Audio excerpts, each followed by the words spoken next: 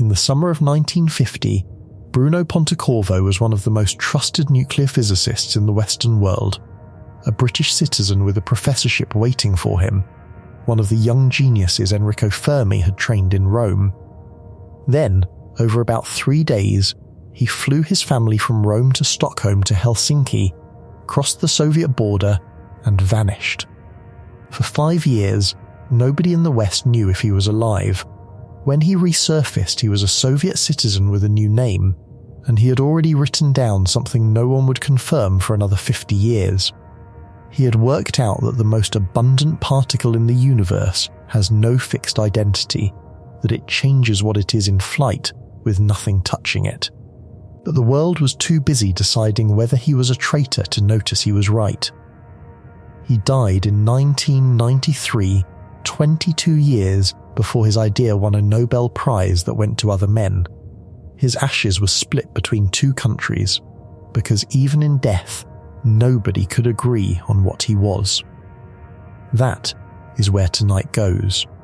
From Fermi's Rome to a tank of cleaning fluid a mile under South Dakota to a defection no one has ever fully explained. So get comfortable and subscribe or join if you have not yet.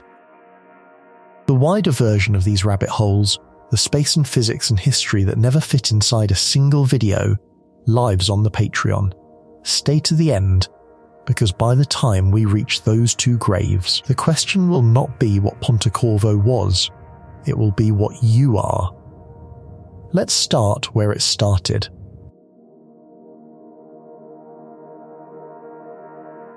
Right now, as you read this, roughly 100 trillion neutrinos are passing through your body every second. Most of them were born in the core of the sun about 8 minutes ago, and here is the part almost nobody says out loud. By the time they reached you, most of them were no longer the same kind of particle that left the sun. Nothing hit them, nothing pushed them. No force acted on them in any way you would recognize as a force.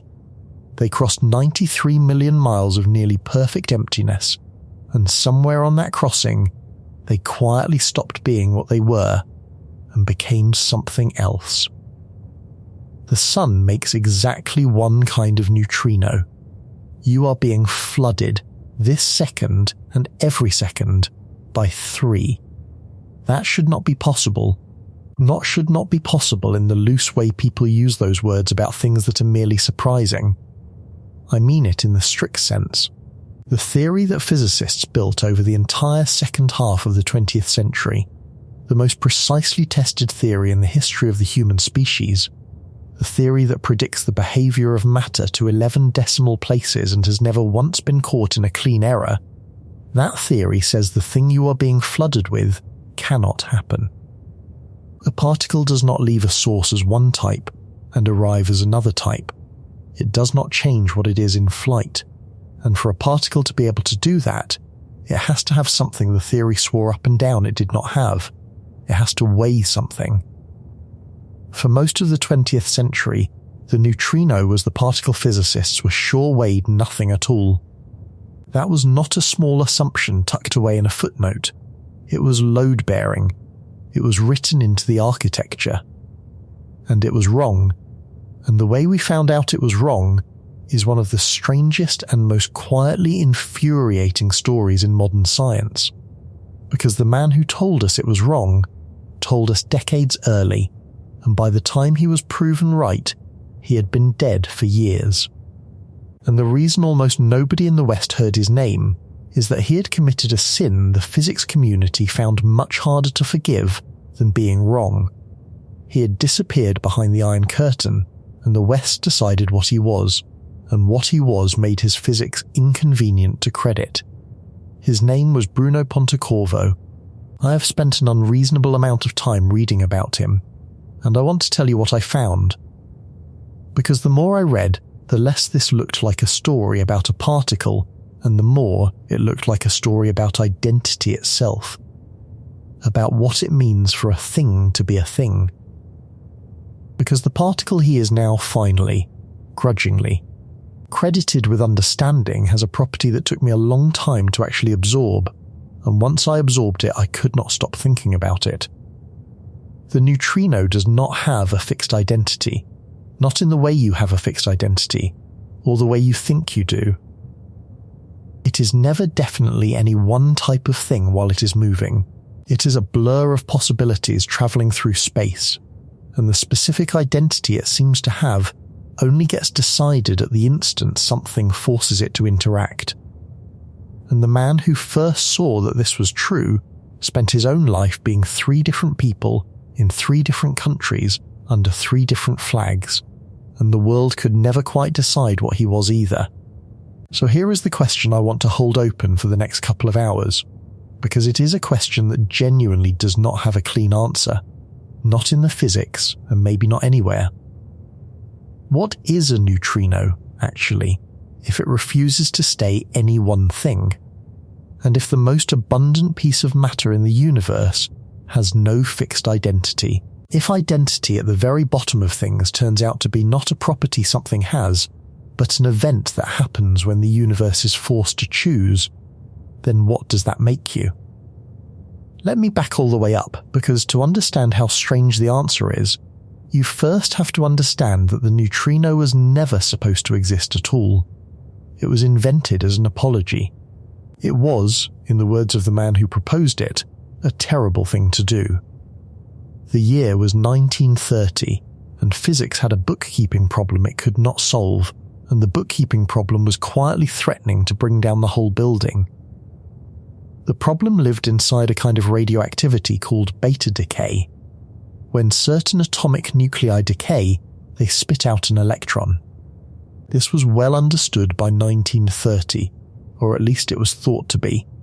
The nucleus starts with a certain amount of energy, it throws out an electron, and the electron should carry away a specific, predictable amount of that energy. Every time. The same amount. That is what the law of conservation of energy demands. And conservation of energy was not a suggestion. It was the closest thing physics had to a commandment. Energy is never created and never destroyed. You can track it, you can add it up, and the books always balance. Except in beta decay, the books did not balance. When physicists measured the energy of the electrons coming out of a beta decay, they did not get a single clean value, they got a smear. A whole range of energies, from almost nothing up to a maximum, with the electrons scattered all across that range like they could not agree on how much energy they were supposed to have, and almost every one of them came out carrying less energy than the law said it should. The energy was going in, and less energy was coming out, and the missing energy was simply gone. Vanished, unaccounted for. You have to understand how serious this was. This was not a rounding error. This was energy disappearing from the universe, over and over, measurably, in a process that could be run in any decent laboratory. And the greatest physicist alive at the time, Niels Bohr, looked at this and drew the only conclusion that seemed available. He proposed, in public, in print, that maybe conservation of energy simply was not true. Maybe, deep down inside the atom, energy was only conserved on average, statistically, and in any individual event it could just wink out of existence. Bohr was willing to tear down one of the foundation stones of all of physics, rather than accept that something was hiding in the data. And into this, on the 4th of December, 1930, came a letter. It was written by Wolfgang Pauli, one of the sharpest and most feared minds in physics, a man whose criticism was so withering that his colleagues joked about the Pauli effect, the way experiments seemed to break the moment he walked into the room. Pauli could not attend a conference of nuclear physicists in Tübingen, so he sent a letter to be read aloud, and he opened it gloriously with the greeting, "Dear radioactive ladies and gentlemen," and in that letter he proposed a desperate, almost embarrassing solution to the missing energy. What if, he said, there was another particle coming out of the beta decay that nobody had noticed? A particle with no electric charge, so it would not leave a track in any detector. A particle so light and so ghostly that it could pass straight through matter without interacting with almost anything. This invisible particle would carry away the missing energy, quietly, unseen, and the books would balance after all. Pauli hated this idea. He knew exactly how it sounded. He was proposing a particle specifically defined by the fact that you could not detect it, invented for the sole purpose of patching a hole in the accounts. That is not physics, that is an accountant inventing a fictional expense to make the numbers work. Pauli wrote to a friend, and the line has echoed for almost a century, "I have done a terrible thing. I have postulated a particle that cannot be detected." He was so uneasy about it that he reportedly bet a case of champagne that his own particle would never be found. He thought he had committed the one unforgivable sin in science. He had proposed something that could never be tested. But Pauli was right, and the reason he was right connects directly to why this story matters. So hold on to it. The particle was real. It took 26 years to catch it, and when it was finally caught, it turned out to be not a footnote, but the single most abundant particle of matter in the entire cosmos. There are more of these things in the universe than there are electrons, more than there are protons, more than there are any of the particles you are actually made of. Pauli thought he was inventing a bookkeeping fiction to hide in the margins. He was describing the most common form of matter in existence. The man who took Pauli's ghost and turned it into real physics was Enrico Fermi. And Fermi is where Pontecorvo finally walks onto the stage, because Fermi is the reason Pontecorvo became a physicist at all. And Fermi is the reason that everything Pontecorvo would later do with neutrinos was possible. In 1933, Fermi took Pauli's undetectable particle and built a complete mathematical theory around it, a theory of beta decay, a theory of how a neutron inside a nucleus turns into a proton by emitting an electron and this new ghost particle. It was Fermi who gave the particle its name. Pauli had called it the neutron, but then the actual neutron, the heavy one that lives in the nucleus, got discovered and took that name. So Fermi, being Italian, called the little one the neutrino, the little neutral one. And Fermi wrote up his theory, this beautiful, complete piece of work that would eventually be recognized as one of the foundational papers of 20th century physics, and he submitted it to the journal Nature, the most prestigious scientific journal in the world. Nature rejected it. The referee decided the paper contained speculations too remote from physical reality to be of interest to the reader. Read that sentence again, because it is going to become a theme. The most important paper on the mechanism of beta decay, the paper that founded the theory of the weak nuclear force, one of the four fundamental forces of nature, rejected as too remote from reality. Fermi was reportedly stung enough by this that he decided to take a break from theoretical physics for a while and do some experiments instead. And that decision, that small wounded pivot away from theory, is the decision that changed Bruno Pontecorvo's life, because the experiments Fermi turned to were the experiments Pontecorvo would help him run. Pontecorvo was born on the 22nd of August, 1913, in Marina di Pisa, on the coast of Italy, into a family that is almost absurd to describe because so many of them turned out to be brilliant. His father owned textile factories that employed more than 1,000 people. The family was Jewish, wealthy, cultured, enormous. Bruno was the fourth of 8 children, and his siblings were not ordinary either. His older brother Guido became a world-class geneticist. His younger brother Gillo became a famous film director, the man who would go on to make the Battle of Algiers. Another brother worked on radar. It was that kind of family. Dinner conversations in that house must have been exhausting. Bruno went to university at 16, intending to be an engineer, which is what a sensible boy from a manufacturing family was supposed to be.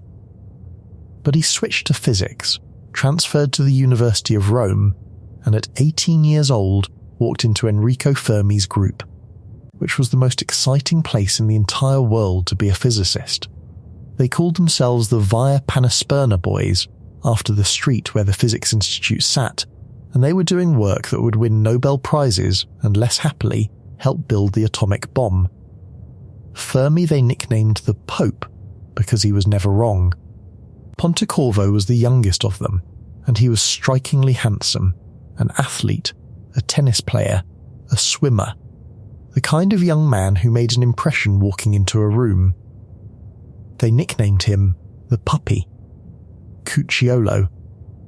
And then, in 1934, this group of young men in Rome stumbled onto something that neither they nor anyone else fully understood at the time. Something that would turn out to matter enormously for the entire rest of this story. They were bombarding elements with neutrons, watching them become radioactive, working their way methodically through the periodic table. And one day they noticed that their results were bizarrely inconsistent. The same experiment, on the same element, would give wildly different amounts of radioactivity depending on which table in the lab they ran it on. The amount of radioactivity seemed to depend on nothing that made any sense.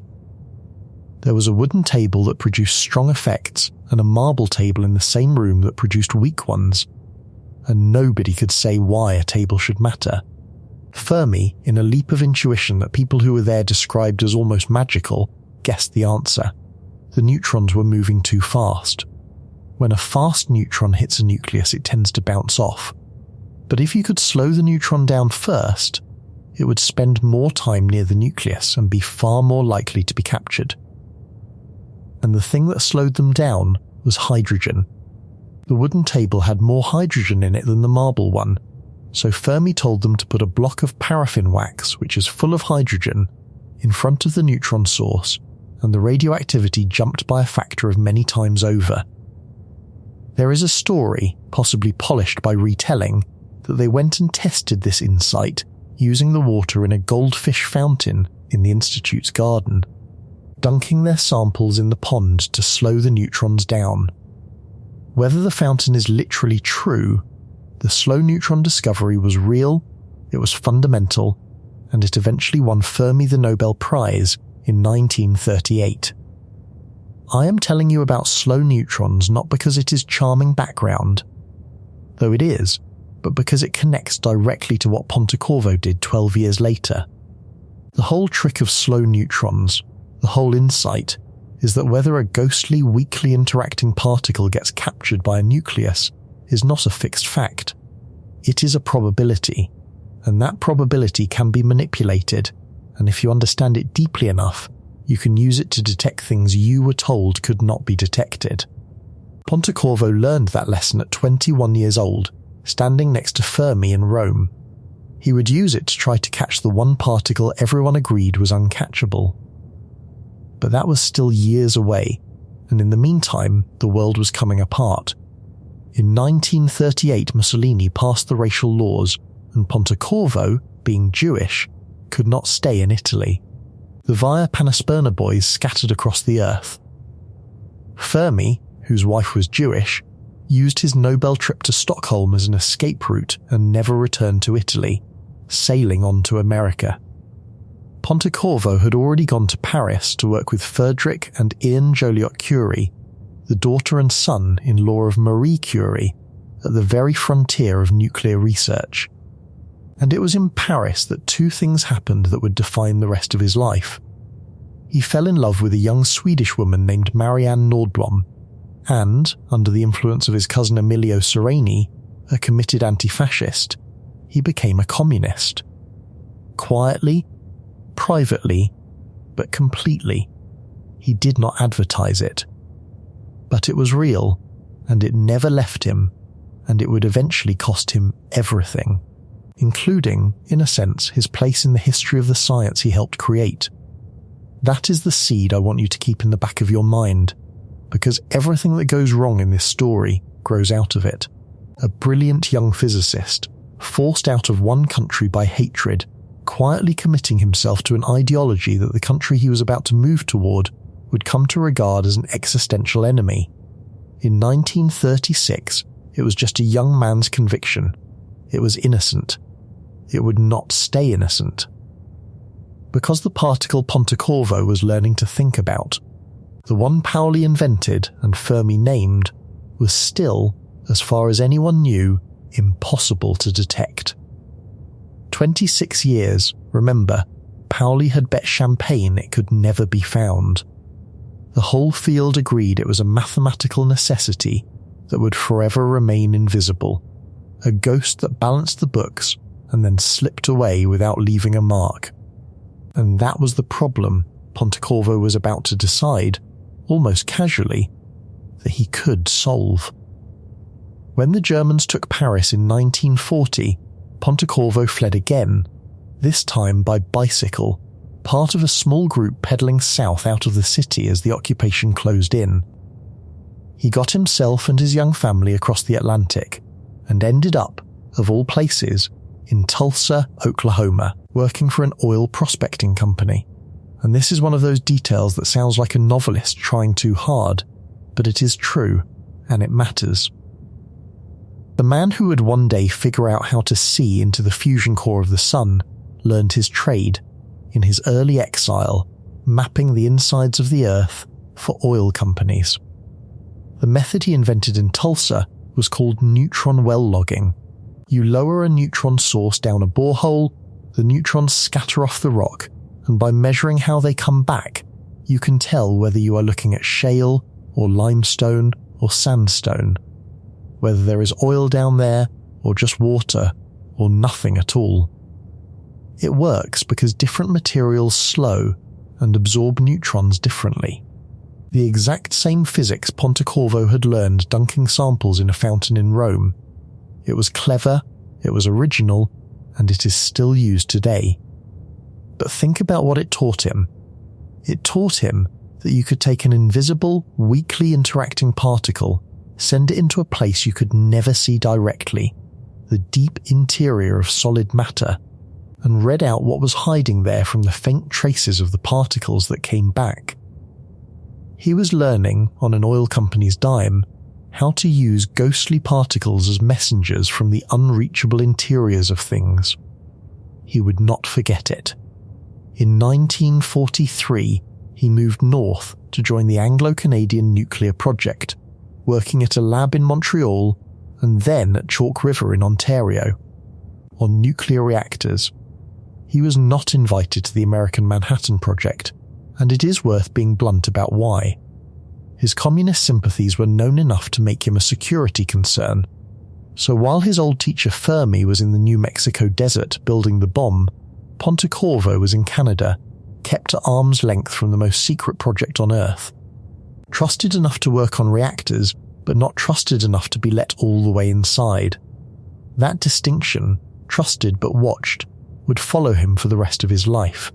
It defined him almost as completely as the physics did, and it was at Chalk River in 1946 that Pontecorvo did the thing that should have made his name immortal in the story of neutrinos, and instead became one more piece of work quietly detached from him. He figured out how to catch the ghost. His idea was elegant to the point of being beautiful. Take chlorine. Specifically take a particular isotope of chlorine, chlorine-37. When a neutrino of the right kind strikes a chlorine-37 nucleus, it can transform one of the neutrons in that nucleus into a proton, and in doing so the chlorine atom becomes an atom of argon, argon-37 to be exact, which is radioactive and therefore findable. So here is the method. You take an enormous tank of something rich in chlorine, you let neutrinos pour through it, and every so often, very rarely, one of them will convert a single chlorine atom into a single argon atom. Then you go in and you count the argon atoms. You are literally counting individual atoms produced by individual neutrino strikes, fishing a handful of transformed atoms out of a tank containing more atoms than there are stars in 1,000 galaxies. It is one of the most audacious detection schemes anyone has ever proposed, and Pontecorvo proposed it in 1946, working it out in real physical detail, naming the sun and nuclear reactors as the sources you could point it at. The idea was considered sensitive enough that the American authorities classified it. They were worried, apparently, that the method could be used to measure the power output of a reactor by counting its neutrinos, which is a kind of backhanded compliment. They took a scheme for detecting the undetectable seriously enough to stamp it secret. And then here is what happened to it. 20 years later, an American chemist named Raymond Davis built almost exactly this detector, a tank of cleaning fluid deep underground, and used it to catch neutrinos from the sun, and won a Nobel Prize for it. Davis was an honest man, and in his own Nobel lecture he credited the chlorine method to Pontecorvo directly, saying Pontecorvo's short paper was quite detailed and had many similarities to the techniques he eventually used. Davis said it plainly. But the popular story, the version that filtered out into textbooks and documentaries, tends to start with Davis and the mine and quietly skips the part where an Italian communist working in Canada in 1946 had already written down how to do it. The idea survived. The name attached to it faded. This is going to keep happening. Therefore, by 1950, Bruno Pontecorvo was a made man in physics. He had helped discover slow neutrons, invented a commercial technology, and devised the method by which the impossible particle would eventually be caught. He had British citizenship. He had a professorship waiting for him at the University of Liverpool. He had a wife and 3 sons. And then, in the space of about 72 hours, he ceased to exist as far as the Western world was concerned, and when he reappeared 5 years later he was a different man in a different country, and nobody has ever fully explained how or why. Here is what is known. In the summer of 1950, Pontecorvo and his family were on holiday in Italy. This was normal. What was not normal is what happened next. On the 1st of September, without telling his friends, his colleagues, or most of his family, Pontecorvo took his wife and 3 young sons and flew from Rome to Stockholm. From Stockholm they flew to Helsinki, and in Helsinki, Soviet agents met them and moved them across the border into the Soviet Union. They travelled, according to multiple accounts, without valid passports or visas, waved through by people who had clearly been expecting them. And then, the door closed. Bruno Pontecorvo vanished from the face of the earth. His relatives in London had no idea where he had gone. His sister insisted he had given no hint, no warning, nothing. One of the most accomplished nuclear physicists in the Western world had simply evaporated on the road between Rome and the Arctic. You have to place this in its exact moment to feel how it landed. Earlier that same year, in February of 1950, Klaus Fuchs had been exposed. Fuchs was a physicist at the same British atomic establishment, Harwell, where Pontecorvo had been working, and Fuchs turned out to have been feeding atomic secrets to the Soviet Union for years. The West was in the grip of a full-blown atomic spy panic. The idea that the Soviets were racing to build the bomb using stolen Western secrets was not paranoia, it was documented fact. And here now was a second Harwell physicist, a known communist sympathizer, who had just fled to Moscow without a word. The conclusion drew itself. A United States Congressional Committee reportedly rated him, after Fuchs, as plausibly the second deadliest betrayer. The newspapers went wild. Pontecorvo the atom spy, the traitor who ran. And here is where I have to be honest with you in a way the tabloids of 1950 were not, because this is the part that genuinely does not resolve, and I am not going to pretend it does. We do not actually know that Bruno Pontecorvo was a spy. To this day it has never been proven. The physicist and writer Frank Close spent years digging into this, wrote an entire book about it, had access to sources that did not exist in the 1950s, and his careful conclusion was that spying is likely but not proven. Pontecorvo's name does not appear in the Venona decrypts, the intercepted Soviet cables that unmasked so many other atomic spies. It does not appear in the Mitrokhin archive, the vast trove of KGB records smuggled out of Russia. No one has ever produced a document, an admission, a handler, a payment. There are Soviet defectors who claimed he was an agent, but at least one of them confused him with a completely different spy. What we have is a suspicious pattern, a communist conviction, a well-timed disappearance, and no proof. It is entirely possible he fled, not because he was a spy being extracted, but because he was an innocent communist who could see the walls closing in after Fuchs and panicked and grabbed at the escape the Soviets offered because he genuinely believed he was building a better world by joining them. I find that I cannot decide which version I believe, and I have come to think the uncertainty is the point, because whatever the truth was, the effect was identical. On the 30th of August 1950, Bruno Pontecorvo was a British professor of physics, a Western scientist, a made man. A few days later he was gone, and the thing that walked out the other side of that border was reclassified as something else entirely.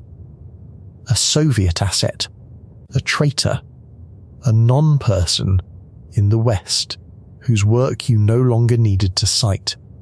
He did not change. What he was made of did not change. But the identity assigned to him flipped completely the instant he crossed a line in space based on nothing you could see inside him and everything about which side of the border he came out on. Remember that. It is going to describe a particle before this is over. He surfaced in 1955 at a press conference in Moscow, calm and smiling, denying he had ever worked on weapons, extolling the peaceful atom. By then, he was a Soviet citizen. He had a Soviet patronymic now, Maximovich. He had taken, in the most literal sense, a new name and a new identity.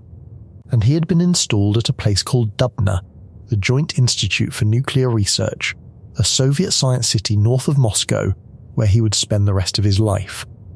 Cut off from the West, publishing in Russian, working in a system that would give him prizes and medals, and at the same time watch him constantly and never quite let him leave. But it was there, in that gilded cage, isolated from the community that had made him and had now disowned him, that Bruno Pontecorvo did the greatest work of his life. And almost nobody read it. In 1957, and again in 1958, Pontecorvo published a set of papers in the Soviet Physics Journal, the Journal of Experimental and Theoretical Physics, in Russian. That asked a question so strange that hardly anyone at the time knew what to do with it. He asked whether a neutrino could turn into its own antiparticle and back again, whether it could oscillate. To understand what he was reaching for, you have to understand a bizarre thing that had recently been discovered about a completely different particle, the neutral kaon. Physicists had found that a neutral kaon and its antiparticle could blur into each other. A particle would be produced as one thing, and as it travelled it would smoothly, rhythmically transform into a mixture of itself and its opposite, oscillating back and forth between two identities as it flew. This was real, it was measured, and it was deeply weird, and Pontecorvo, sitting in Dubna, looked at this and asked the question almost no one else was asking. If kaons can do this, why not neutrinos? Why should the neutrino, the ghost, the particle everyone thought they understood, precisely because it seemed so simple, why should it be forbidden from playing the same game? Now I need to slow down. Because what oscillation actually is gets butchered constantly, and the butchered version makes it sound like something it is not. So let me tell you clearly what is happening, and more importantly what is not. When people first hear that a neutrino changes from one type into another in flight, they picture something like a caterpillar becoming a butterfly, or a chemical reaction, or a collision that knocks one particle into being a different particle. All of that is wrong. Nothing hits the neutrino. It does not decay. It does not react with anything. Nothing external acts on it at all. It flies through empty space, completely undisturbed, and changes its identity anyway. That is the part that should stop you. Here is the actual mechanism, and it is one of the purest pieces of quantum strangeness in all of physics. There are, it turns out, two completely different ways to categorize a neutrino, and they do not line up. One way is by flavor. The flavor is the identity the neutrino wears when it is born and when it interacts. There are three flavors, tied to the three heavier particles they associate with, so we call them the electron neutrino, the muon neutrino, and the tau neutrino. When the sun makes a neutrino in a fusion reaction, it makes an electron neutrino. That is its flavor. That is what it is, in the only sense that experiments can directly grab hold of. But there is a second way to categorize a neutrino, by mass. And here is the thing that breaks your intuition. The flavors are not the same as the masses. A neutrino of a definite flavor does not have a definite mass. Instead, each flavor is a specific blend, a superposition, of the different mass states. The electron neutrino is one particular mixture of the three mass states. The muon neutrino is a different mixture. And when a neutrino travels through space, it does not travel as a flavor, it travels as its mass states. And each mass state, because it has a slightly different mass, moves through space at a slightly different rate, ticks like a clock at a slightly different frequency. The mass states start out in step, blended together in exactly the proportion that spells out electron neutrino. But as they travel, because they tick at different rates, they drift out of step with each other. And as they drift, the blend changes. The proportion that spelled electron at the start gradually rearranges itself into a proportion that spells muon, then drifts on toward tau, then back again. The identity is beating like a slow wave over enormous distances. Purely because the different pieces inside it are keeping slightly different time. I want to make sure the weight of this lands properly, because it is easy to nod along and miss it. The neutrino, while it is flying, is not any one flavor. It is genuinely all of them at once, in a shifting mixture, and it has no definite flavor identity in between the moment it is born and the moment it is caught. The flavor is not a thing it carries. The flavor is a thing that gets produced at the two ends, at birth and at capture, when the neutrino is forced to interact and the universe has to pick an answer. In between, there is no answer. There is only the travelling blend, drifting through its identities, keeping its own strange time. And this is not decay. This is not conversion. Let me kill that misconception dead, because it is everywhere. The neutrino is not being turned into something else by an outside force. It is doing the most passive thing imaginable. It is simply flying in a straight line and letting the internal clocks of its own mass states run. The change of identity is not an event that happens to it.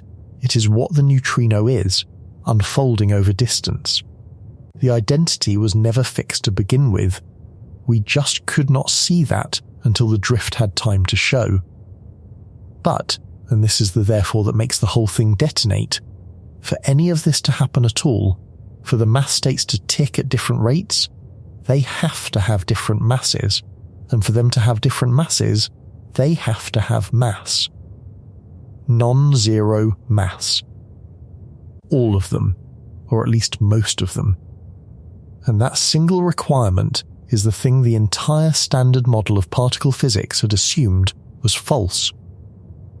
The neutrino was supposed to be massless. It was written in, and Pontecorvo, in a Russian journal in 1957, was quietly pointing out that if neutrinos oscillate, then the most successful theory in the history of science has a hole in it exactly where the neutrino sits. He was 30 years ahead, and he was on the wrong side of the Iron Curtain, writing in the wrong language, wearing the wrong reputation. So the West did not so much reject his idea as failed to notice it had been made. Meanwhile, on the other side of the world, the sun was quietly proving him right, and it took the physics establishment more than 30 years to admit what it was seeing. Remember Pontecorvo's chlorine method from 1946, the one the Americans classified? In the 1960s, Raymond Davis finally built it, and the scale of the thing he built is worth sitting with for a moment, because it tells you how hard it is to catch a particle that barely wants to be caught. Davis took a tank and filled it with 615 tons of a common dry cleaning fluid, perchloroethylene, which is loaded with chlorine.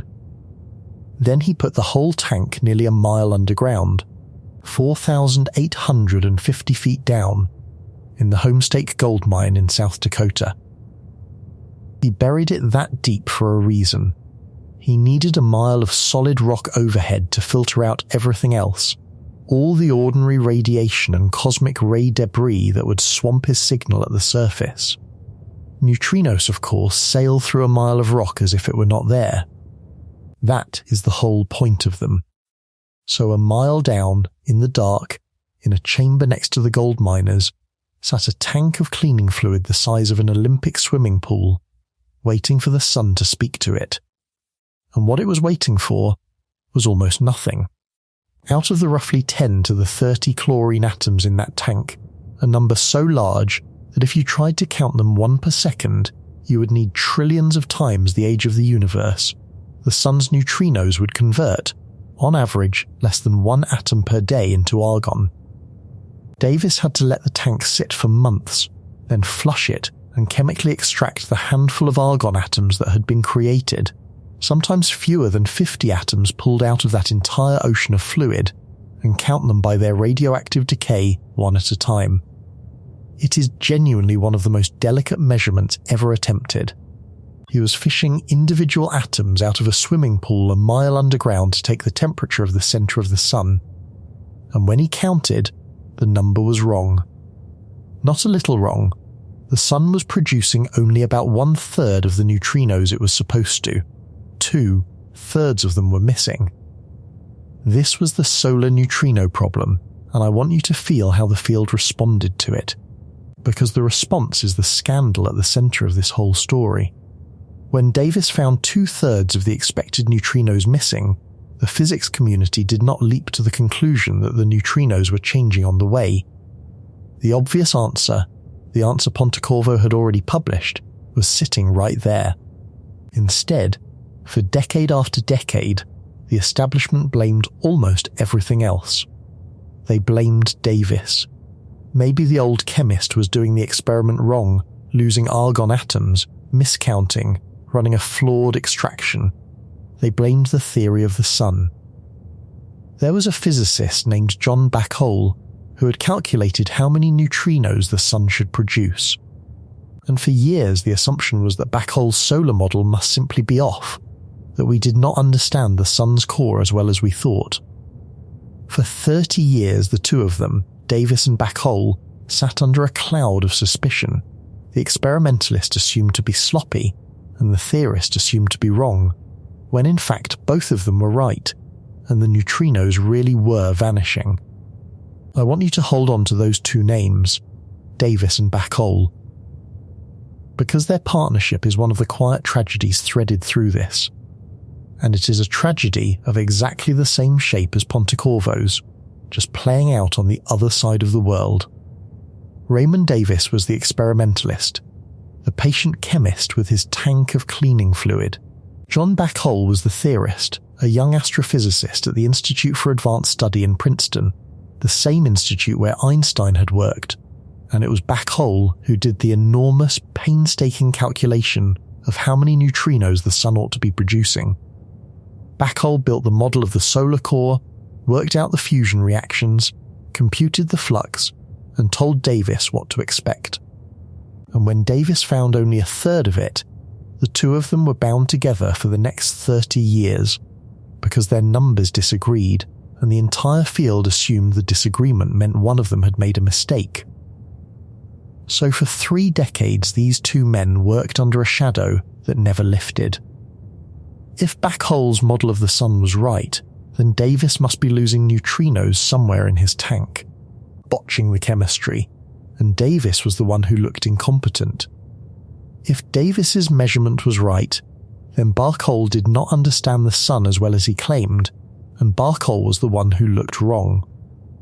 The field kept pushing them to find the error, because everyone was certain there was an error, and the one explanation that would have exonerated them both, that the neutrinos were changing flavour on the way and Davis's detector was simply blind to 2/3 of them, was the explanation nobody in the mainstream wanted to reach for, because it required rewriting the standard model on the word of a detector full of dry cleaning fluid and a paper by the defector in Dubna.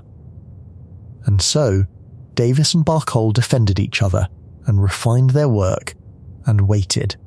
For 30 years, each of them staking a career on numbers that the community read as a mutual accusation. Bacol recomputed his solar model again and again, and it kept coming out the same, and he kept insisting the sun was not the problem. Davis kept extracting his handful of argon atoms, and the deficit never went away. They were both right. That is the thing. Every single year that the field spent suspecting one of them of error was a year stolen from two honest men who had, between them, actually measured the interior of the sun and caught it doing something no one was ready to believe. And when Snow finally proved it in 2001 and 2002, when the heavy water in the Canadian mine showed that the missing neutrinos had simply changed their faces, it vindicated Bacol's solar model down to the decimal and Davis's counting down to the atom, simultaneously, completely, after 30 years. Davis got the Nobel Prize the very next year, in 2002, at the age of 88, but Bacol did not. The prize went to the experimentalists, as it usually does, and the theorist who had spent his life computing what the sun should do, and had been right the whole time, was left off. Many physicists thought the omission was a real injustice. Bacol himself was gracious about it. He died in 2005, 3 years after his collaborator was crowned, and he was passed over, having lived just long enough to see them both proven correct, and to watch only one of them rewarded for it. The pattern does not only operate across the Iron Curtain, it operates in Princeton too. The person who did the work is not always the person the prize can reach. Think about the shape of that for a second.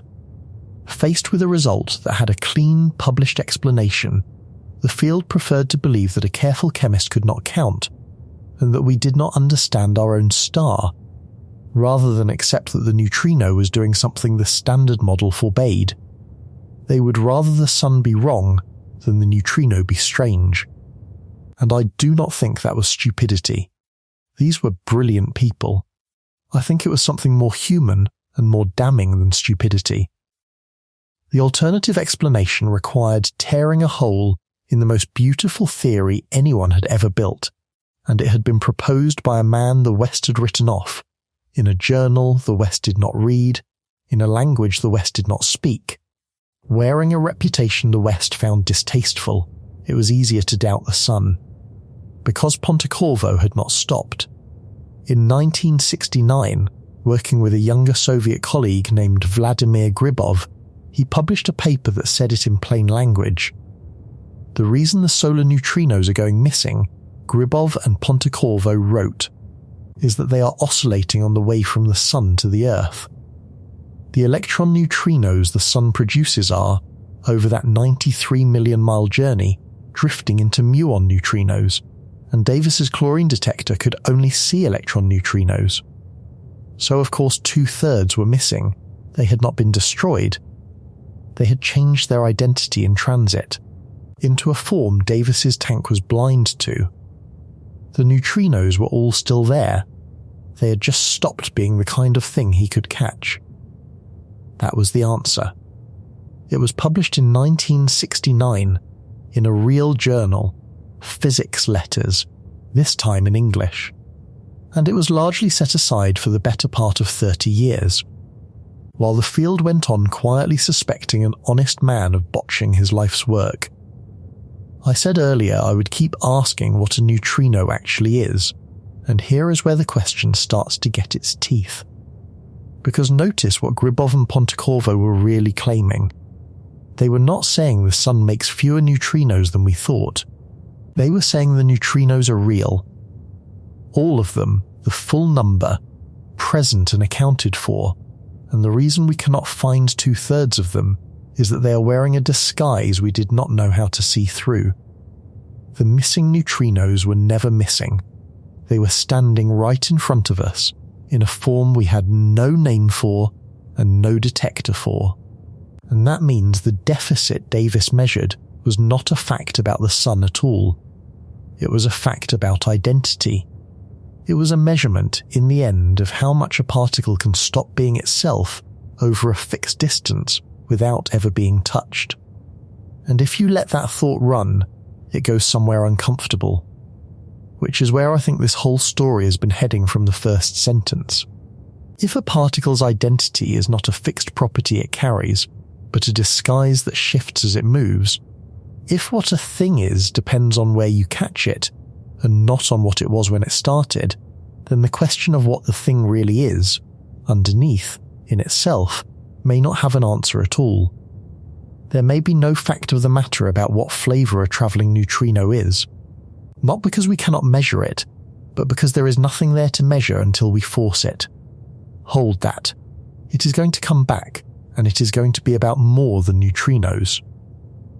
But an answer published in a journal is not the same as an answer the field accepts, and the physics community was not going to take the word of Bruno Pontecorvo, of all people, that the standard model needed rebuilding.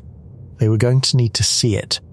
They were going to need to catch the neutrinos in the act of changing, with machines so large and so unambiguous that no one could wave the result away, and that would take until the man himself was almost gone. I want to come back to the people now, because while the physics was grinding slowly toward vindication, the human cost was mounting, and it was mounting on both sides of the border.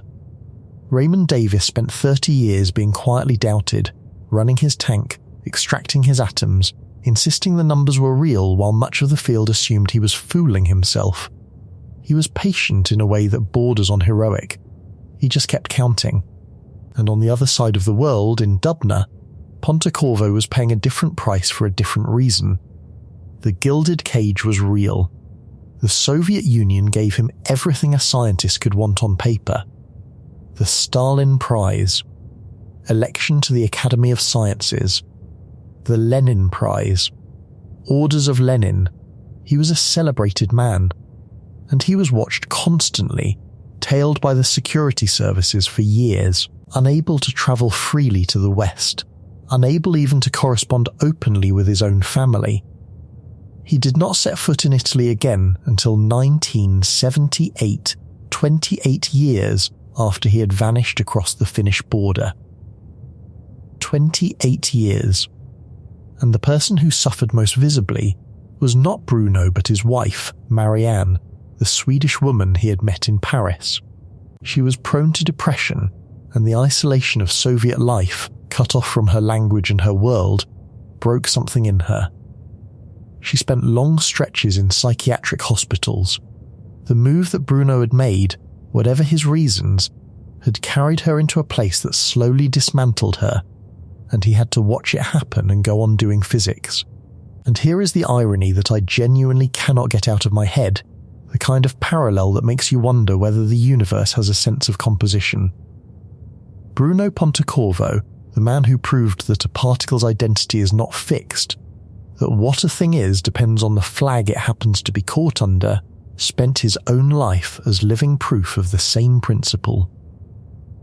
Italian by birth, French by adoption, British by citizenship, Soviet by choice or by extraction, we still do not know which. He changed what he was, formally and completely, more than once. He even took a new name. And the world could never agree on what he actually was underneath.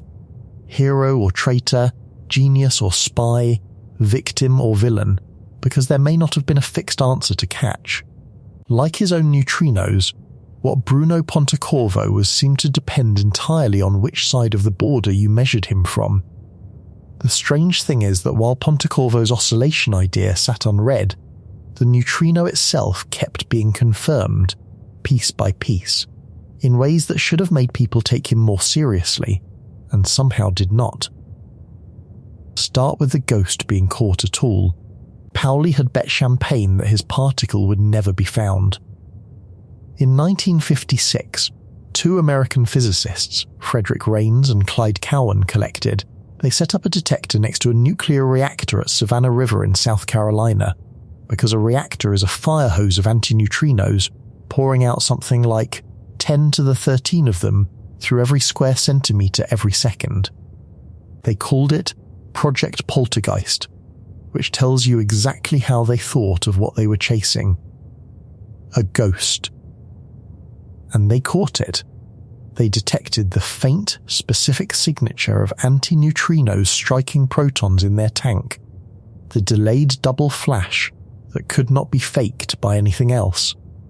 And they sent Pauli a telegram to tell him his particle was real. Pauli, the story goes, got the news, and celebrated by drinking the case of champagne. 26 years after he apologized for inventing an undetectable particle, the undetectable particle had been detected. He died 2 years later. So by 1956, the neutrino was real, no longer a bookkeeping fiction, but a confirmed object you could catch with a big enough tank next to a big enough reactor. Therefore, the next question became how many kinds there were, and this is where Pontecorvo's fingerprints show up again, and again get wiped off. Because Pontecorvo, in the late 1950s, had worked out something clever about how you might tell whether the neutrino that comes out with an electron in beta decay is the same particle as the neutrino that comes out alongside a heavier cousin of the electron called the muon. He proposed in detail the idea of making an artificial beam of neutrinos using a particle accelerator firing protons into a target, letting the debris decay in flight, and catching the neutrinos that streamed out the far end. It was a concrete recipe for an experiment. And in 1962, at Brookhaven National Laboratory on Long Island, that is essentially the experiment that got run, by Leon Lederman, Melvin Schwartz, and Jack Steinberger. They built the first accelerator neutrino beam and used it to prove that there are at least two distinct kinds of neutrino, that the muon's neutrino is a different particle from the electron's neutrino. It was a landmark. It won the Nobel Prize in 1988, and the conceptual seed of it, the accelerator neutrino beam, had been planted by the exiled man in Dubna, who was not on the paper and not on the prize and, by then, barely mentioned. I keep using the word pattern, and I want to be precise about what the pattern actually is, because it is not a conspiracy and I do not want to sell it to you as one. Nobody held a meeting to erase Bruno Pontecorvo. There was no committee. What there was is something quieter and, in a way, worse, because you cannot fight it. There was a man on the wrong side of a wall, publishing in the wrong language, carrying the wrong reputation, and the ordinary machinery of how credit flows in science simply routed around him. His ideas got out. They were in the air. Other people, working in the open, in English, in the West, developed the same ideas and built the experiments and received the recognition, and none of them had to do anything dishonest for the exiled originator to slowly disappear from the story. Bohm was pushed out by American politics. De Broglie was talked out of his own idea. Bell went unrecognized for decades. Pontecorvo was walled off by a border and a reputation. Count them. There is a pattern in 20th century physics of the person who saw it first being the person the field found most convenient to forget, and it has almost nothing to do with the quality of the physics. And then, in 1987, the universe itself delivered a message that Pontecorvo had predicted decades earlier. And it is one of the most extraordinary events in the history of astronomy, and it still did not get him his due. Pontecorvo had reasoned, back in the late 1950s, that when a massive star collapses and explodes as a supernova, it should release an almost unimaginable flood of neutrinos. The physics is stark. When the core of a giant star collapses, the energy released is colossal, and the overwhelming majority of that energy, something like 99% of it, does not come out as light. It comes out as neutrinos. A supernova is, energetically, a neutrino event that happens to also be bright enough to see. Pontecorvo saw this coming on paper. On the 23rd of February, 1987, a star exploded in the Large Magellanic Cloud, a satellite galaxy about 160,000 light-years away. The light from that explosion reached Earth that night. But a few hours before the light arrived, something else did. Deep underground, in detectors built to look for entirely different things, a handful of neutrinos arrived in a sudden burst. Roughly 24 of them, across 3 detectors on 2 continents. All within about 10 to 13 seconds of each other. 24 particles, out of the octillions the explosion released, happened to strike the atoms in those tanks. It was the first time in history that neutrinos had ever been detected from an astronomical object other than the Sun. A star died 160,000 years ago, before there were cities, before there was writing, and the announcement of its death reached us first not as light, but as a whisper of ghost particles passing through a mile of rock, exactly as Pontecorvo had said it would. He was 73 years old, and he was still alive to see it, and by then he was already sinking into the illness that would kill him. And even this, a direct confirmation of one of his predictions arriving from the sky, did not undo the erasure. The neutrino astronomy that his supernova insight helped inaugurate would go on to win its own Nobel Prizes, and his name would be a footnote to it, if it appeared at all. I find that I have to stop here, because there is something almost unbearable about the timing of all this that I do not want to rush past. Everything Pontecorvo touched was coming true. The particle was real. There were multiple flavors, as his work implied. Supernovae poured out neutrinos, as he had said. The Sun was short 2/3 of its neutrinos, exactly as his oscillation idea required.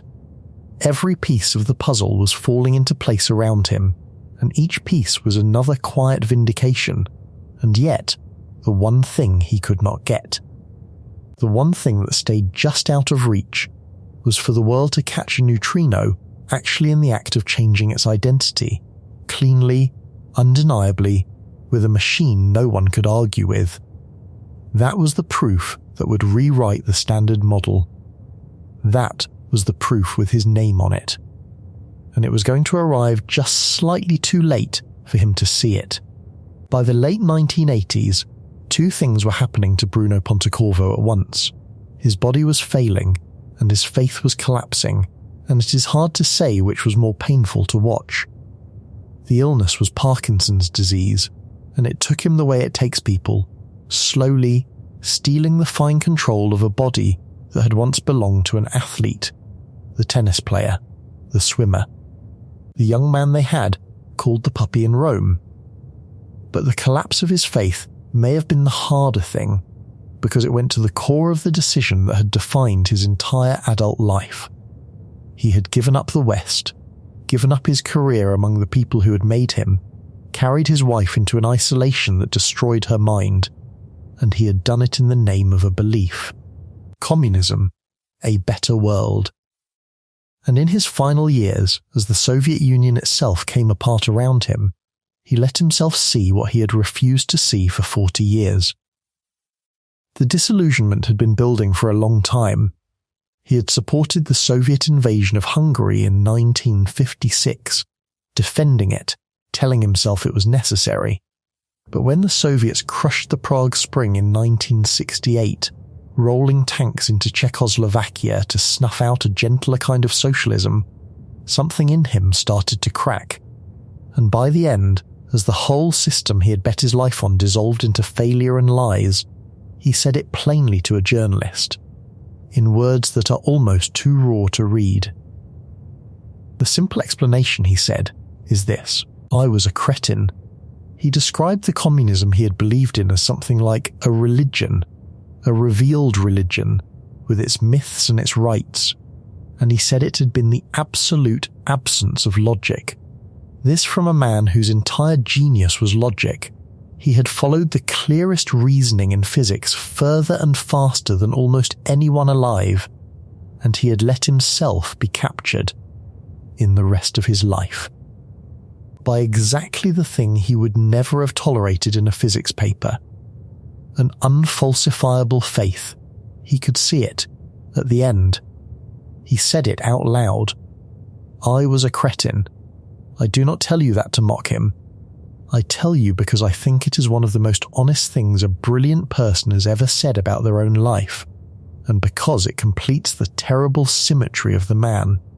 Bruno Pontecorvo spent his life demonstrating that identity is not fixed, that what a thing is depends on where you catch it, and at the end he caught himself, finally, and found that the thing he had become was not the thing he had meant to be. He had oscillated over 40 years from a young genius in the sunlight of Rome into an old man in a Soviet science city grieving a wife the move had broken and a cause that had been a lie, and there was no going back to the state he had started in. That is not how it works. That is not how it works for neutrinos either. Marion died, Bruno's health gave out, and on the 24th of September, 1993, Bruno Pontecorvo died in Dubna, the science city that had been his cage and his home for 43 years. He was 80 years old. And here is the last small, strange, perfect detail. The kind of thing you could not put in fiction because it would seem too neat. In his will, he asked that his ashes be divided. Half of them were buried in Dubna, in Russia, the country he had chosen or been taken to, and half of them were sent back to Rome, to the non-Catholic cemetery there, to Italy, the country he had been born in and forced out of and could not return to for 28 years. Even in death, he could not be one thing in one place. He had to be two things, divided across a border, half here and half there, his final identity a superposition that was never allowed to collapse into a single answer. They split him down the middle and sent the pieces to opposite ends of the story. He died in 1993.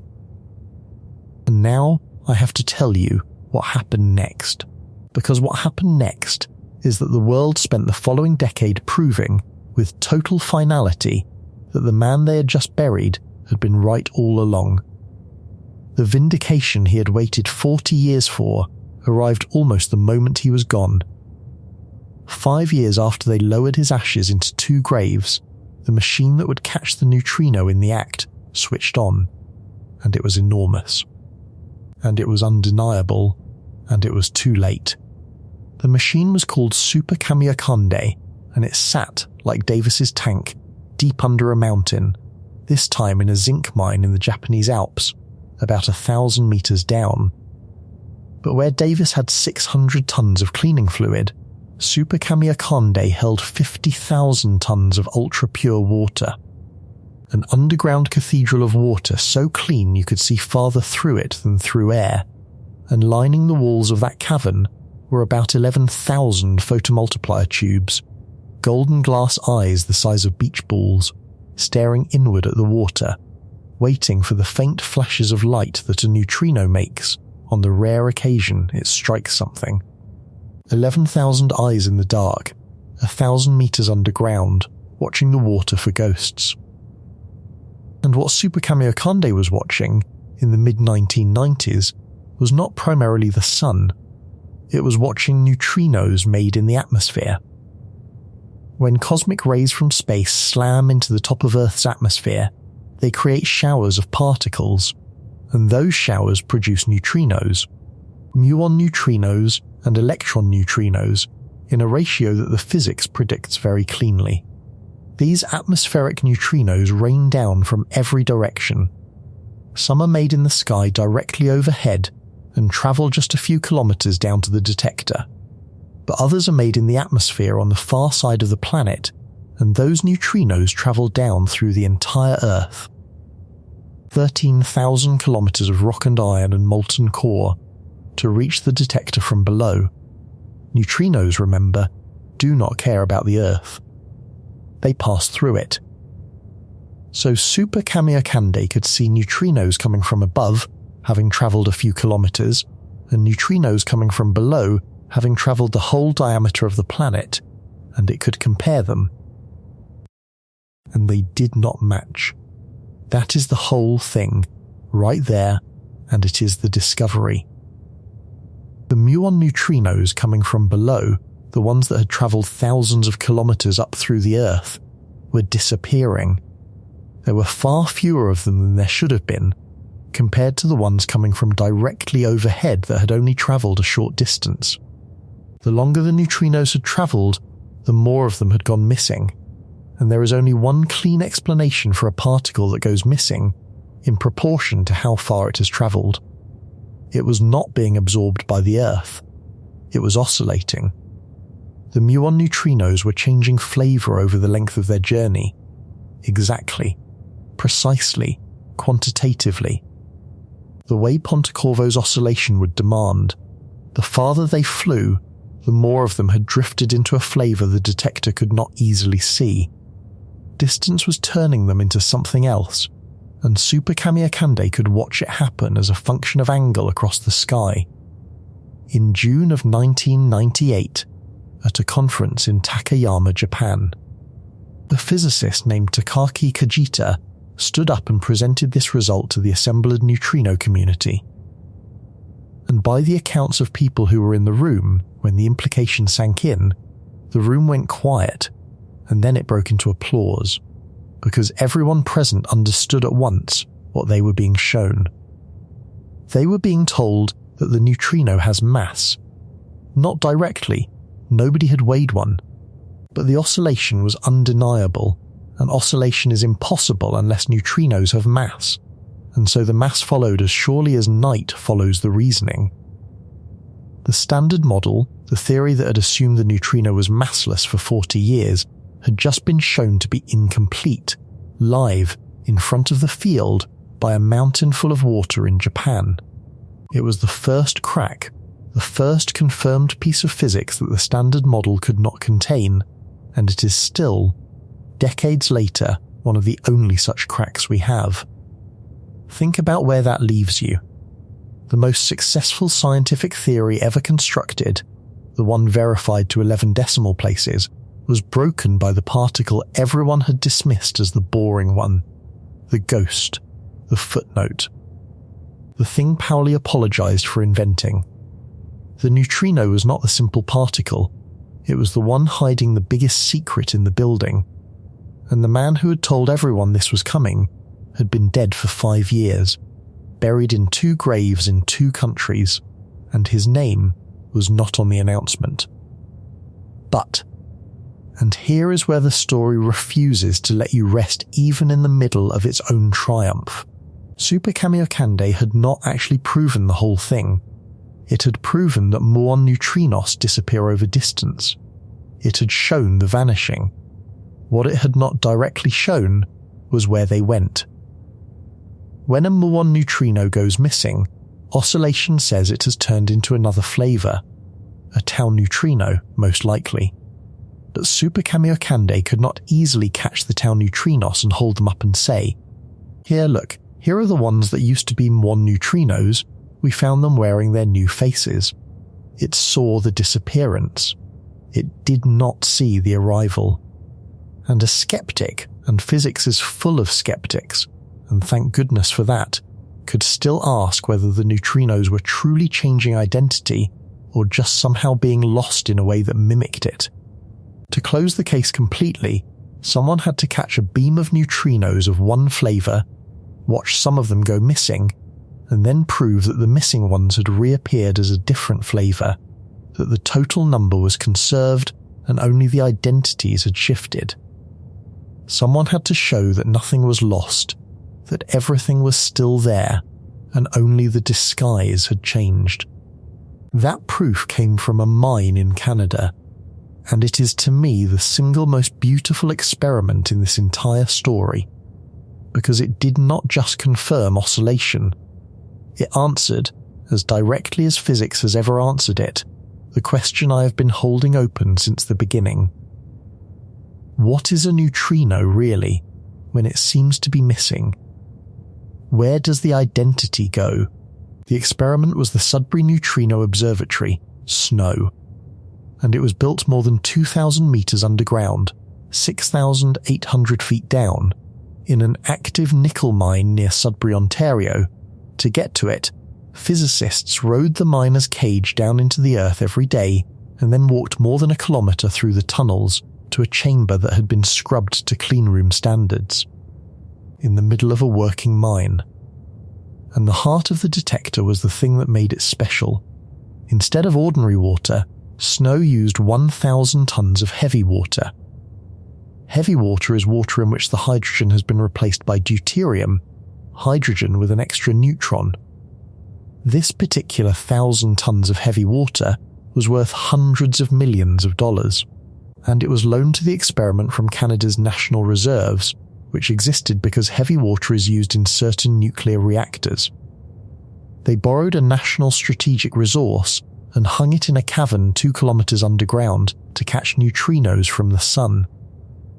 And the reason heavy water was the key is subtle and gorgeous.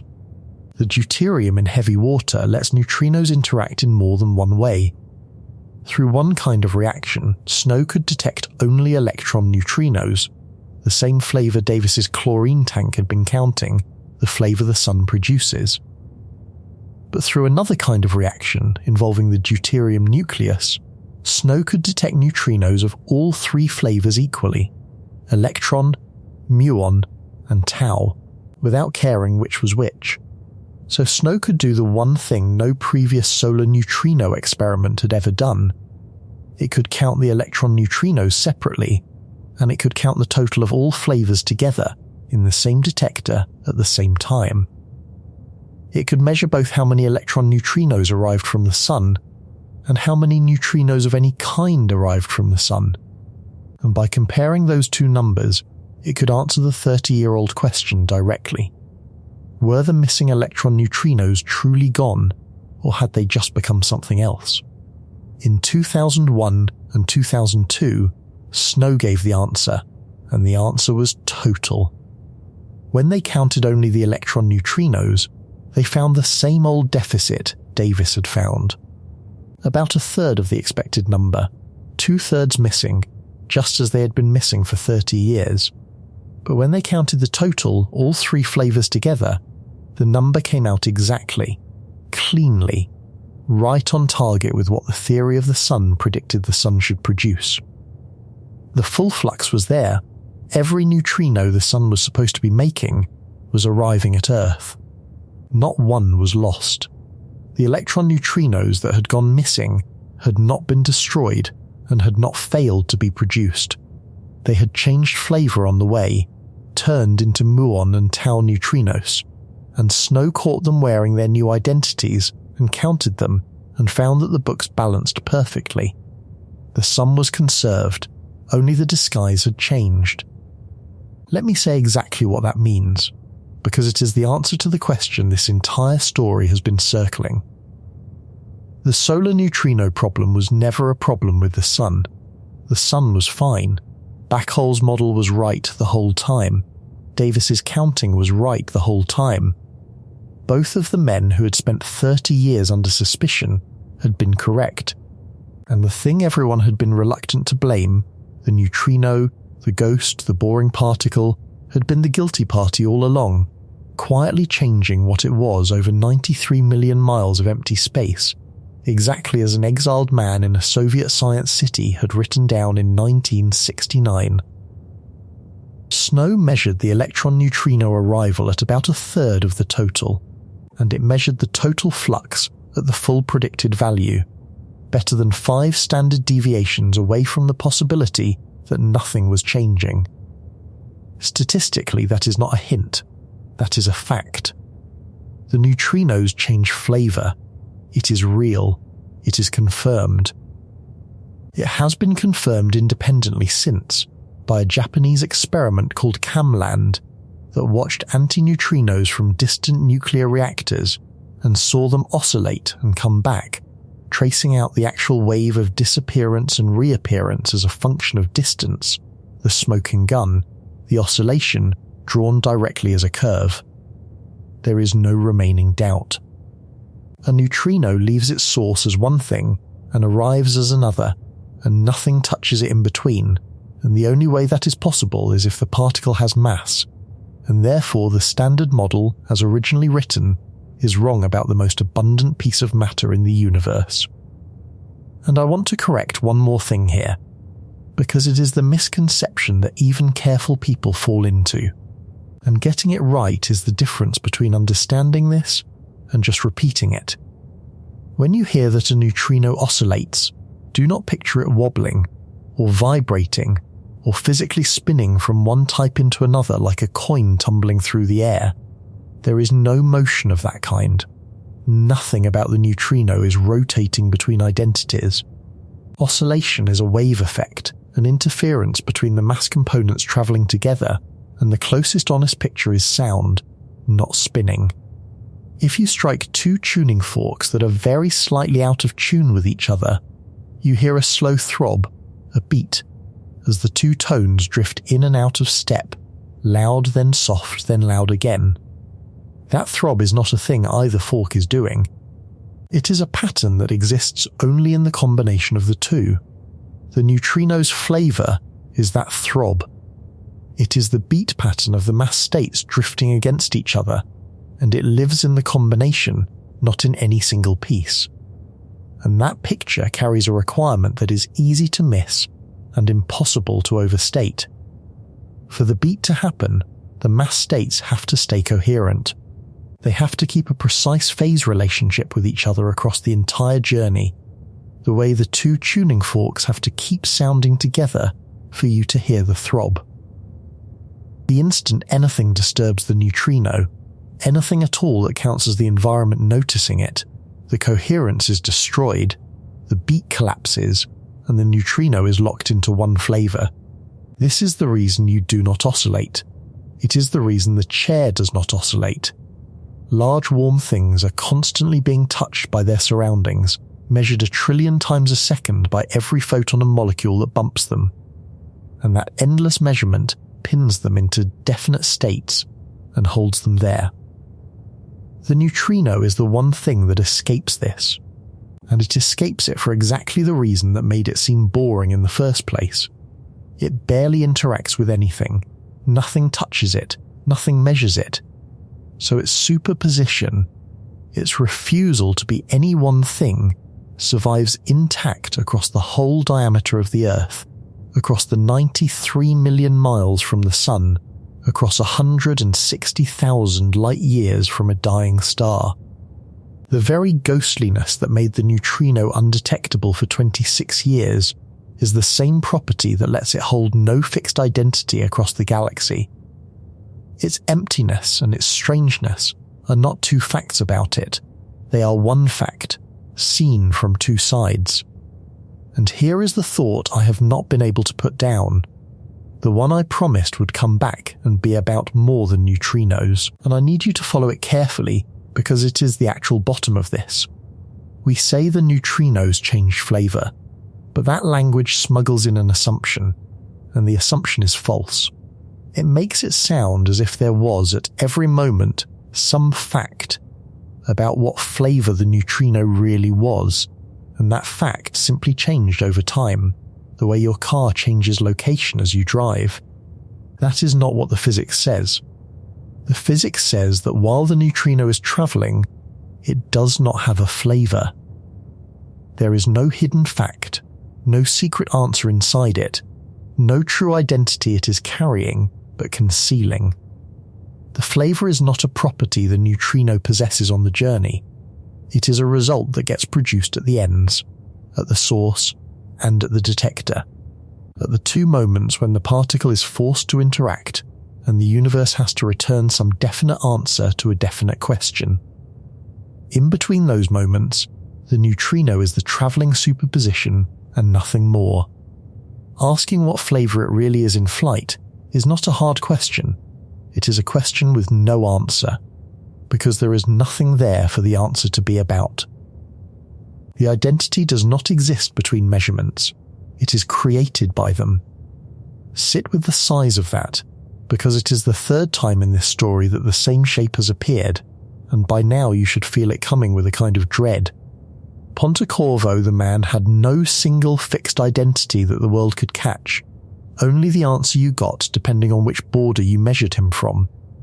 The neutrino has no single fixed flavour in flight, only the answer you get depending on which end you catch it at. And now the physics is telling you that this is not a quirk of one exotic particle. This is the most common form of matter in the universe. There are more of these identity-less, answer-only, disguise-in-transit objects passing through the cosmos than there are of anything you are made of. The universe is built, at its most abundant level, out of things that are never definitely any one thing until something forces them to answer. Identity, at the bottom, is not a state. It is an event, and the events are rare, and in between them there is only the drift. In October of 2015, the Royal Swedish Academy of Sciences awarded the Nobel Prize in Physics to Takaaki Kajita of Super-Kamiokande and Arthur MacDonald, the director of SNOW. The citation read, "for the discovery of neutrino oscillations, which shows that neutrinos have mass." That is the whole sentence. Neutrino oscillations, which shows that neutrinos have mass. The idea that Bruno Pontecorvo had first written down in a Russian journal in 1957, the idea that the exiled man had built and defended and extended for the rest of his life while the field looked past him, had just been recognised as one of the most important discoveries in modern physics, and Pontecorvo had been dead for 22 years. The Nobel Prize is not awarded posthumously. It cannot be. Whatever the committee might have wished to do, the man who saw it first was ash in 2 graves in 2 countries, and the prize for his idea went, correctly and deservedly, to the people who had proven it, none of whom were him. I want to be careful here, because this is not a story about villains stealing a prize. Kajita and MacDonald earned that Nobel completely. Their experiments are among the finest ever performed, and they proved the thing, and proving it mattered enormously. Raymond Davis earned his too. He finally got the recognition he was owed in 2002, sharing the Nobel Prize in Physics for detecting solar neutrinos, at the age of 88, one of the oldest people ever to receive it, after 30 years of being quietly doubted. There is a kind of justice in that. Davis lived long enough. He got to see it. The old chemist who fished individual atoms out of a swimming pool a mile underground stood on the stage in Stockholm and was told, at last, that he had been right the whole time. Bruno Pontecorvo did not get that. He got Soviet medals in a country that watched him, and a wife the move destroyed, and 43 years in a science city he could not leave, and a disease that took his athlete's body apart, and at the end of it the clear-eyed knowledge that the political faith he had traded his life for had been, in his own words, the absolute absence of logic. And then he died, 5 years before the machine that would have vindicated him switched on. That is the deal he got. And the closest thing he has to a monument in the physics he transformed is a piece of mathematics. When physicists write down the equations that describe how neutrinos oscillate, how the 3 flavours mix into the 3 masses, they use a mathematical object, a matrix, that encodes the whole business of the mixing. It has a name. It is called the Pontecorvo, Macchi Nakagawa-Sakata matrix, the PMNS matrix. 4 names because Pontecorvo laid the foundation and 3 Japanese physicists, Maki, Nakagawa and Sakata, developed the specific formalism of flavor mixing in 1962. 4 names, where the equivalent matrix for the quarks, the particles you are actually built from, carries only 3. And Pontecorvo's name comes first. Every physicist who works on neutrinos says his name, casually, constantly, the way you say the name of a tool. The PMNS matrix. They may not think about the man at all, but they cannot describe the behavior of the most abundant matter in the universe without, first, saying Pontecorvo. It is a strange kind of immortality to survive as the first word of a technical term that most of the people using it never connect to a human life. It is not nothing. But it is not the stage in Stockholm either, and you will still read accounts of neutrino physics, good ones, careful ones, that tell the whole story of oscillation, Davis and the mine, and Super-Kamiokande, and Snow and the Nobel, and mention Pontecorvo only in passing, or, as a curiosity, the defector who happened to guess right. You will hear it said that his ideas were simply hard to access behind the Iron Curtain, that it was nobody's fault, just the unfortunate friction of the Cold War. That is the polite version. I have come to think the polite version is a way of not looking directly at what happened, which is that a man was reclassified by politics into something the field found inconvenient to credit, and the credit flowed around him for the rest of his life and past his death.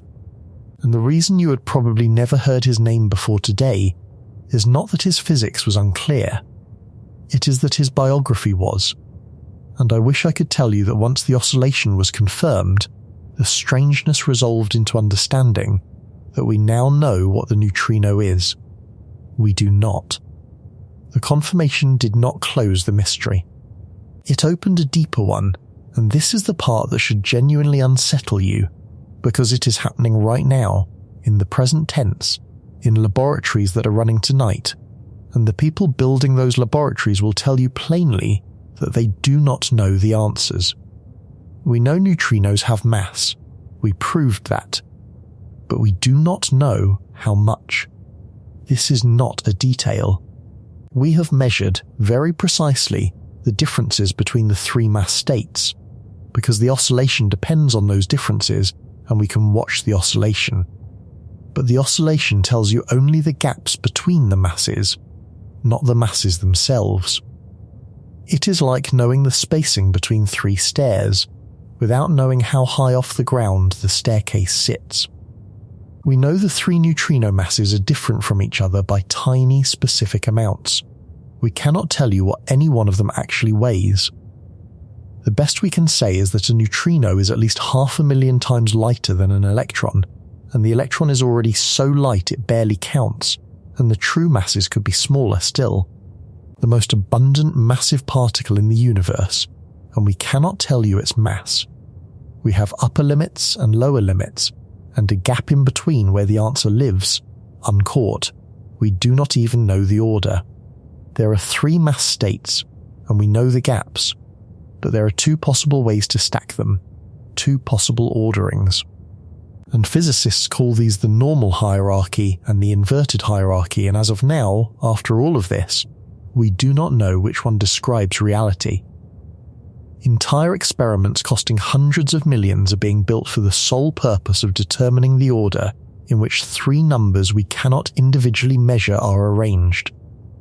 That is how deep the ignorance goes. We confirmed the particle breaks our best theory, and we still cannot tell you the order of its masses. But the question that I find genuinely disturbing, the one that goes back to the very beginning of this story, to Pontecorvo's first oscillation papers in 1957, is this. We do not know whether the neutrino is its own antiparticle. Remember, Pontecorvo's original idea in 1957 was not flavor oscillation at all. It was neutrino to antineutrino oscillation. He was asking whether a neutrino could turn into its own opposite. And that question is still open, and it is one of the most important open questions in all of physics. For every other particle of matter, there is a distinct antiparticle, a mirror image with the opposite charge. The electron has the anti-electron, the positron. They are clearly different objects. But the neutrino has no charge, it is neutral. And that raises a possibility that exists for no other particle of matter. Maybe the neutrino and the antineutrino are not two different things at all.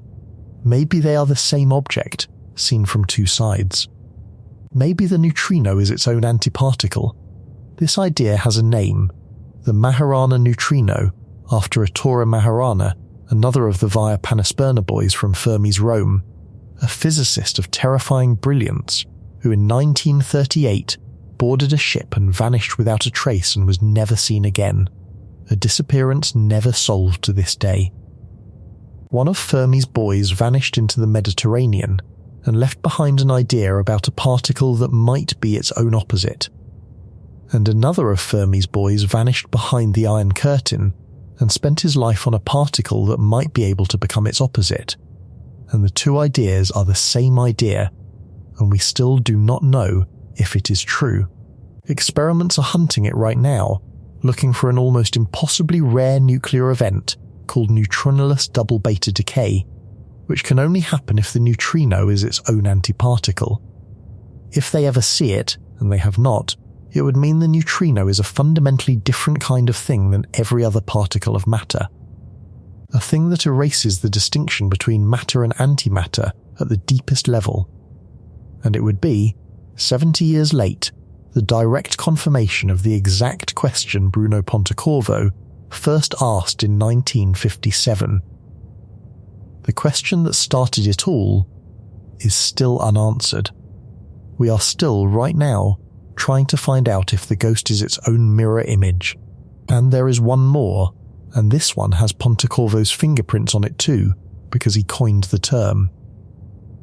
There may be a fourth kind of neutrino, one even more ghostly than the three we know, one that does not feel even the weak force, that interacts with ordinary matter through gravity alone, and otherwise slips through everything as if it were not there. Pontecorvo named it. He called it the sterile neutrino, and every few years an experiment sees an anomaly, a flicker in the data that looks like it might be neutrinos oscillating into a fourth sterile state that we cannot directly detect, and the field argues about whether it is real or an error, and it has never been resolved. It may be nothing.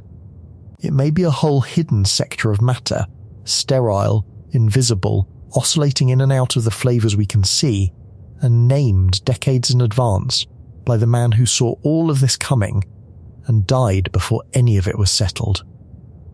But none of that is the reason the biggest neutrino experiments in history are being built right now, at this moment, deep underground, at a cost of billions. The reason is a question so large that it makes the mass and the ordering and even the Majorana question feel like housekeeping. The reason is that the neutrino might be the answer to why anything exists at all. Here is the problem, and it is not a small one. It is arguably the largest unanswered question in physics. When the universe began, the laws of physics as we understand them say that energy should have turned into matter and antimatter in exactly equal amounts. Perfectly balanced, equal parts, and matter and antimatter annihilate on contact, turning back into pure energy the instant they meet. So if the early universe made exactly as much matter as antimatter, all of it should have annihilated, every particle finding its opposite and vanishing into light, leaving a cosmos filled with nothing but radiation. No galaxies, no stars, no planets, no chemistry, no you. A universe of light and empty space, and nothing solid anywhere in it, forever. That is what should have happened. That is what the symmetry demands. That is not what happened. You were here. The chair you are sitting in is here. Matter exists. Somehow, in the first instance of the universe, the balance tipped, just slightly, by about 1 part in a billion. For every billion antimatter particles, there were 1,000,000,001 matter particles. The billion pairs annihilated into light, and that one leftover matter particle survived, and everything you have ever seen or touched or been is built out of those survivors. The tiny surplus that had no antimatter partner to annihilate with. Something broke the symmetry between matter and antimatter at the beginning of time, and we do not know what. And the leading suspect, the mechanism that many physicists now think is the most likely explanation for why the universe contains anything at all, runs through the neutrino. The idea is that neutrinos and antineutrinos might not oscillate in exactly the same way, that a neutrino changing flavour and an antineutrino changing flavour might happen at slightly different rates. This is called CP violation, and if it exists in the neutrino sector, then in the early universe it could have driven exactly the tiny imbalance that let matter win. The particle that refuses to hold an identity, the ghost, the one everyone dismissed, may be the reason the symmetry broke. The reason the light did not simply annihilate itself back into darkness. The reason there is something rather than nothing. And they are testing it. Right now. A Japanese experiment called T2K has already seen hints, not proof, but hints, that neutrinos and antineutrinos oscillate at different rates. To settle it, 2 enormous new experiments are being built. One is called Super-Kamiokande, the successor to the detector that started all this, even larger, being dug into the same Japanese mountains. And the other is called Dune, in the United States, which will fire a beam of neutrinos more than 1,000 kilometers through the Earth, from Illinois to South Dakota, to a detector built deep underground in an old gold mine. And I have to tell you which gold mine, because I do not fully believe it myself. The detector is being built in the Homestake mine.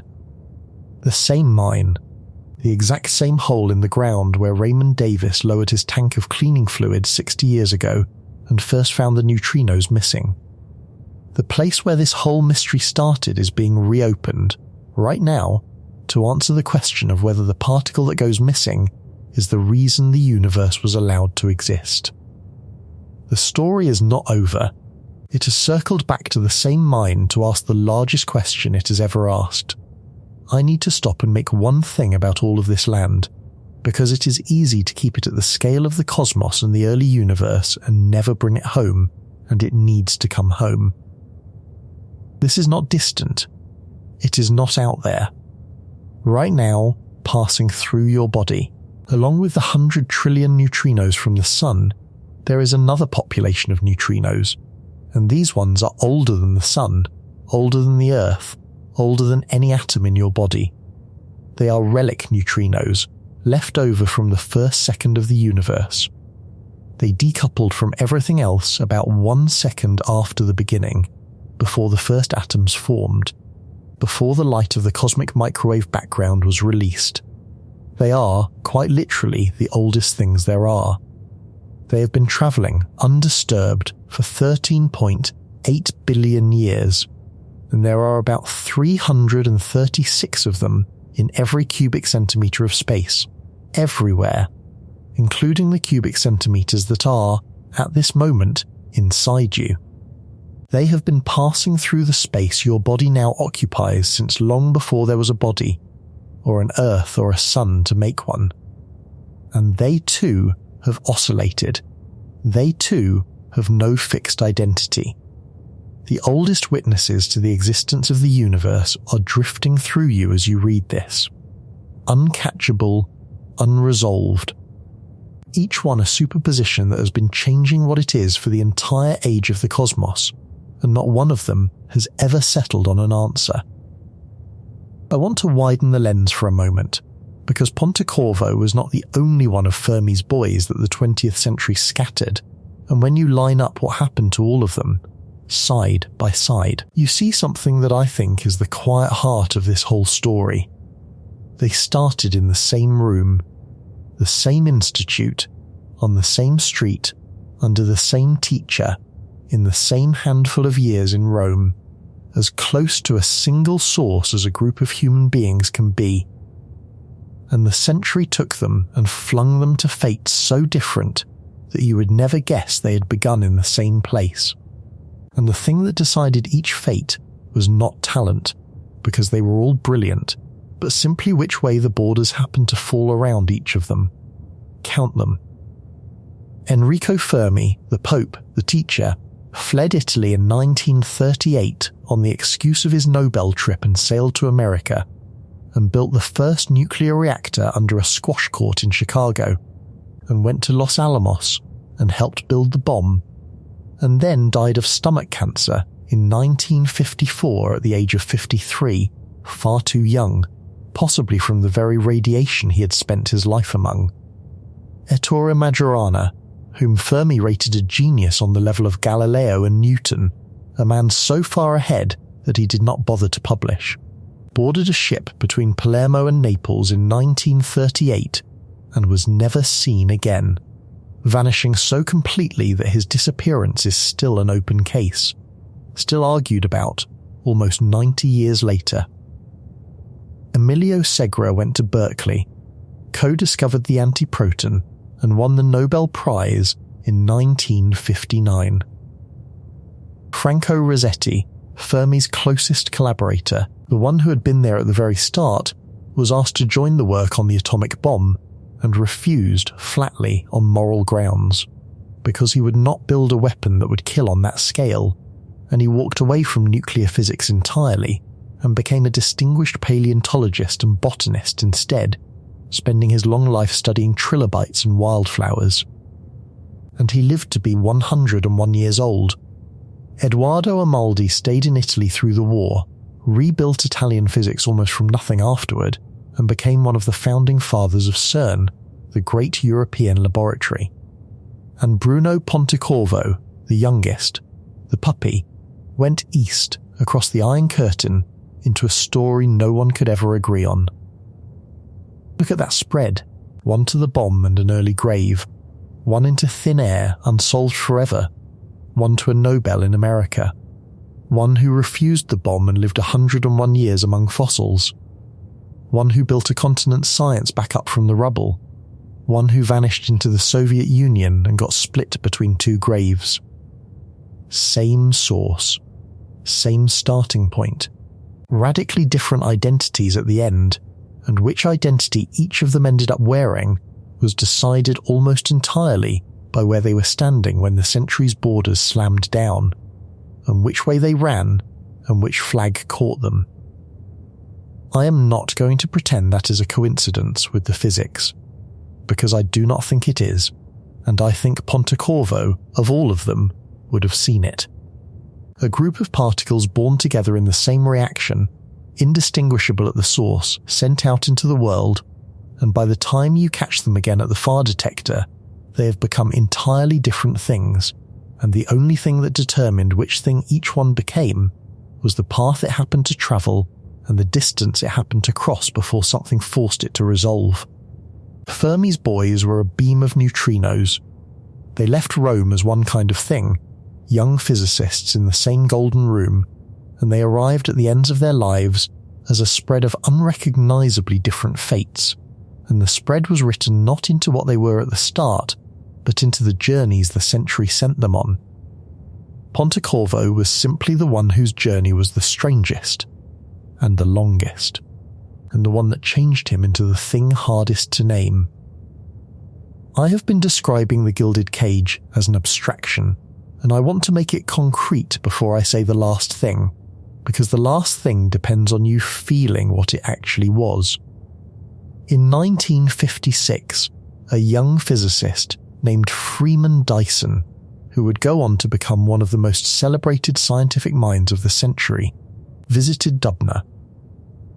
Pontecorvo had resurfaced publicly only the year before at that 1955 Moscow press conference, where he sat and smiled and denied he had ever been a spy, and denied he had ever worked on weapons, and praised the peaceful atom, saying the things a man in his position was expected to say. And now here was Dyson, a Westerner, getting to see him in the flesh at the Soviet Science City. Dyson wrote about it decades later, and his description is quietly devastating. He said that Pontecorvo's appearance at the meeting felt choreographed, arranged to give the visitors an impression of a relaxed and comfortable man, without giving them any real chance to actually talk to him. Manage, Presented and Dyson noticed something else. The laboratories at Dubna were still being built, and the construction was being done by gangs of prisoners, gulag labour, working outside the windows while the physics went on inside. That was the setting. That was the Science City. Brilliant men doing world-class physics in buildings raised by prisoners. One of the brilliant men a Westerner who had walked across a border and could never walk back. And Dyson understood what it had cost him, and said it plainly. Pontecorvo, he wrote, was well aware that the move to Russia had ruined his chance of becoming a world leader in physics, like his teacher Fermi. Sit with that sentence, because Pontecorvo knew it too. He knew what he had given up. He had trained beside Fermi. He had the gifts. In another life, on the other side of the wall, with access to the accelerators and the collaborations and the open exchange of the Western scientific world, he might have been one of the towering figures of 20th century physics, a name you learnt in school alongside the others. Instead, he was in Dubna, cut off, publishing brilliance into a void, watched by the state, his ideas seeping out slowly and getting picked up by others in the open air. He had oscillated from the version of himself that stood next to Fermi into a version isolated behind a wall, and he was clear-eyed enough to see exactly which version he had become, and exactly what it had cost, and there was no drifting back. He got to keep the intelligence. He just did not get to keep the life it should have bought him. He did eventually get to go home, sort of. In 1978, after 28 years, he was allowed to return to Italy for a visit. 28 years. His sons had grown up as Soviet citizens. His wife's mind had come apart in the isolation. He came back to the country that had thrown him out for being Jewish, and that he had then abandoned under a cloud of suspicion. An old man now, famous and infamous at once, and no one on either side of the story could give him a clean identity even then. To the Italians, he was the local boy who had defected to the enemy. To the Soviets, he was a prize and a security risk. To the physics community, he was the defector who had happened to be right about oscillation. Everywhere he went, the answer to the question of what Bruno Pontecorvo was depended entirely on who was doing the measuring, and every measurement gave a different result, and there was never a single underlying fact that all the measurements agreed on. He was, to the very end, a superposition the world kept trying and failing to collapse into one clean answer. And I think he knew that too. I think a man that intelligent, who had spent his life on a particle that has no fixed identity, who had written the mathematics of how a thing can be several things at once until something forces it to choose, must at some level have understood that he had become his own equation. That is the ironic parallel at the dead centre of this story, and it is not something I am imposing on it from outside. It is just there, in the shape of the life. The physicist who proved that identity is not fixed lived a life in which his own identity was never fixed, could not be fixed, was contested at every border he crossed, and split in half at his own grave. The personal and the physical were not two separate threads in Bruno Pontecorvo. They were the same thread, running in both directions, the man and the particle describing each other. So let me bring this all the way home, to you, because I think the reason this story has been gnawing at me is not really about a physicist or even about a particle. It is about a quiet assumption you carry around every second of your life, so deep you have probably never once examined it. and the neutrino is the one place in nature where you can watch that assumption fail. The assumption is that to be a thing is to be one definite thing. You assume that everything in the world at every moment is some particular way, whether or not anyone is looking. That objects have properties they carry around inside themselves, sitting there, fully determined, waiting to be read off. That identity is something a thing has, intrinsically, continuously, a fact stored inside it. This is maybe the most basic intuition a human being has about reality. It feels less like a belief and more like the floor you stand on. Of course things are what they are when nobody is watching. What else could they possibly be? And then you look at the most abundant piece of matter in the universe, and it is not like that. The neutrino, in flight, is not any one thing. It is not secretly one thing while pretending to be several. There is no hidden fact about its flavour waiting inside it to be uncovered. Between the moment it is born and the moment it is caught, it is a genuine blend of possibilities, and the definite identity only comes into existence at the instant the universe is forced to give an answer. Definiteness is not the neutrino's natural state. The drift is its natural state. The single clean answer is the rare event, produced only under the pressure of an interaction, and gone again the moment the interaction is over. For the most common matter there is, being one definite thing is not what it is what occasionally happens to it. Now I want to be careful and honest with you, because the cheap version of this move is to tell you that therefore you are in a quantum superposition, that you are not real, that your identity is an illusion, and that is not true, and I am not going to say it. You are made of electrons and quarks, and those particles do carry definite identities, and you are far too large and too warm and too entangled with the world around you to drift the way a neutrino drifts. You are not a neutrino. Physics does not say you are a blur. So let me tell you the more precise thing, which I think is actually more unsettling than the cheap version. The neutrino does not prove anything about your identity. What it proves is something about the universe's willingness to grant identity at all. It proves that the deep intuition, the floor you stand on, the certainty that of course things are one definite way when no one is looking, is not a law of nature. It is a local habit. It holds for the particular kinds of large, warm, decohered objects you happen to be made of and surrounded by, and you mistook that local habit for a rule of reality itself. But the universe is not built on that rule. At its most abundant level, the level with more particles in it than all the matter you have ever seen, the universe runs on things that have no fixed identity between the moments something forces them to choose. Definiteness, the thing you assumed was the baseline state of all existence, turns out to be the expensive, rare, forced exception. And the fact that you feel like a single, continuous, definite self, sitting here, being one particular person the whole way through, is not evidence that the universe deals in fixed identities. It is evidence that you are the kind of object for which the universe bothers to keep producing an answer, over and over, moment after moment, because you keep interacting with everything. Stop the interactions, and there is no reason to think the answer persists on its own. There never was, for the neutrino. The answer is not stored. It is made on demand and only on demand. That is the thing Bruno Pontecorvo saw first, in a Russian journal in 1957 that almost no one read. Not that a particle can change, everyone could imagine a particle changing. What he saw was stranger and quieter and harder to shake once you have it.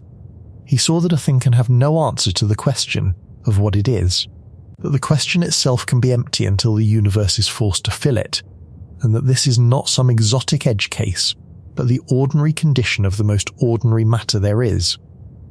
He wrote down the mathematics of a universe in which identity is not a possession, but an event. And then he lived it. And then he died. And it took the rest of us decades to catch up to a dead man's arithmetic. And even now, having caught up, we cannot tell you what the neutrino weighs, or how its masses are stacked, or whether it is its own mirror image, or whether it is the reason there is something instead of nothing. We proved he was right, and we still do not understand the thing he was right about. I want to put the scale of this in your body for a second, because the numbers are so large that they go numb if you just say them, and I do not want them to go numb. Since you started reading this, roughly a few minutes ago, something like tens of quadrillions of neutrinos have passed through you, through your eyes, your brain, your heart, the marrow of your bones, the whole solid feeling mass of you, without touching a single thing. In the course of an ordinary day, the number passing through your body climbs into the range that has more zeros than the number of seconds in the entire history of the universe.